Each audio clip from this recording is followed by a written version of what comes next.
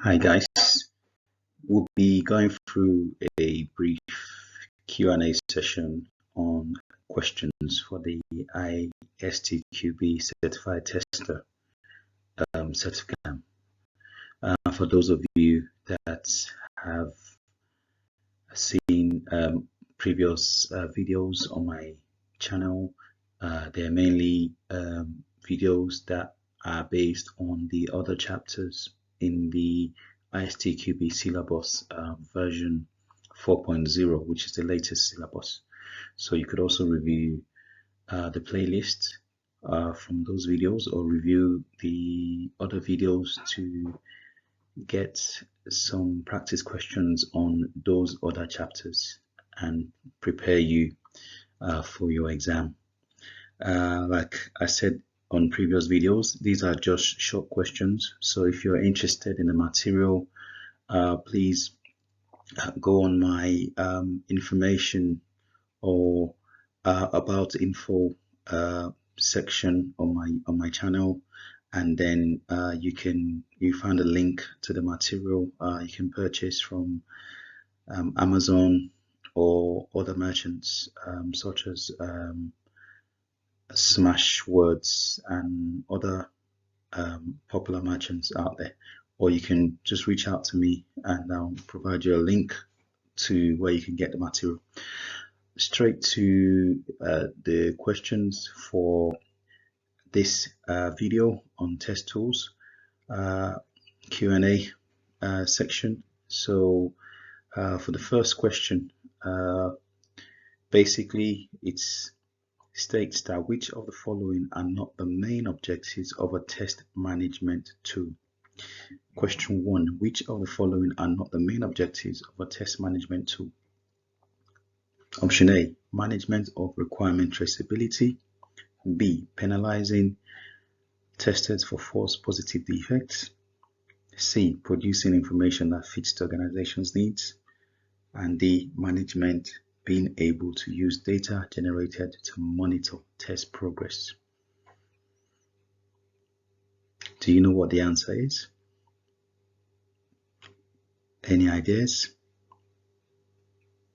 Okay, so the answer to question 1 is option B and C. So penalizing testers obviously is not productive and is not an objective of a test management tool.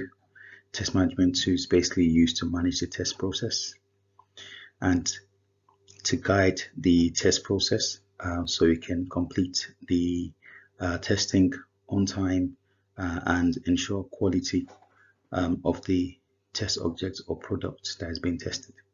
Option C is also the right answer.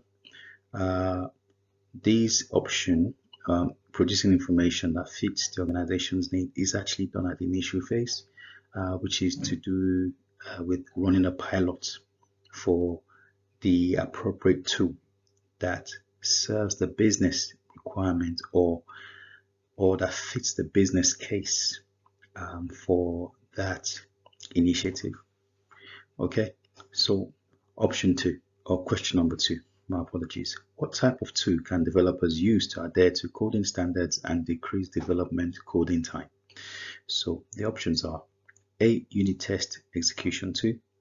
B, defect management tool. C, static analysis tool. And D, requirement management tool. So what type of tool can developers use to adhere to coding standards and decrease development coding times? So those are the options. Do you know what the answer is? Is it unit test? Is it defect management tool, requirement management, or static analysis? Yes, the right answer is option C, static analysis tool, which is basically used to check and test the code and the standards that is used to structure and write those programs. So each organization will have a particular standard that they follow, and obviously they'll have the industry standard that they follow. So this type of tool would help them to ensure that they align with these objectives. Okay, Unit test execution tool is basically a tool that would normally be used for component testing. Defect management obviously is to manage the defects found in testing, especially in dynamic or static testing. And then the requirements management is basically used to manage and baseline work products that is used in the project. Okay, so the correct answer for number 2 is option C, static analysis tool. Number 3, the testers are concerned about how long it will take to run high volumes of manual tests. What type of tool can be recommended to help speed up and improve the accuracy of running such tests?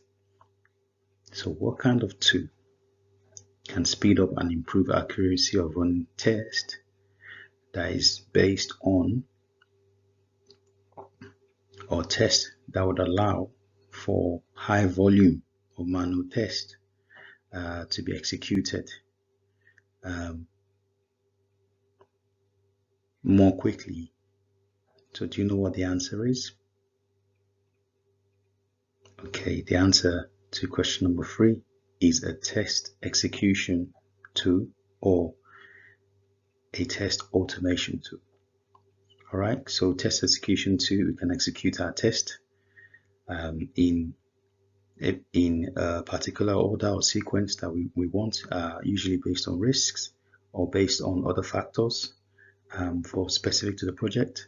And then a test automation tool just helps us to automate the testing, increase the coverage, and speed up the testing.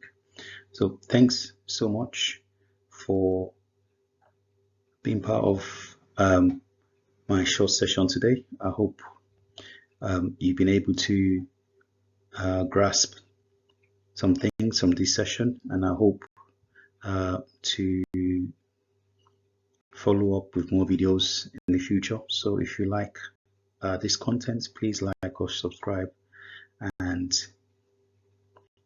see you again in the next video. Bye for now.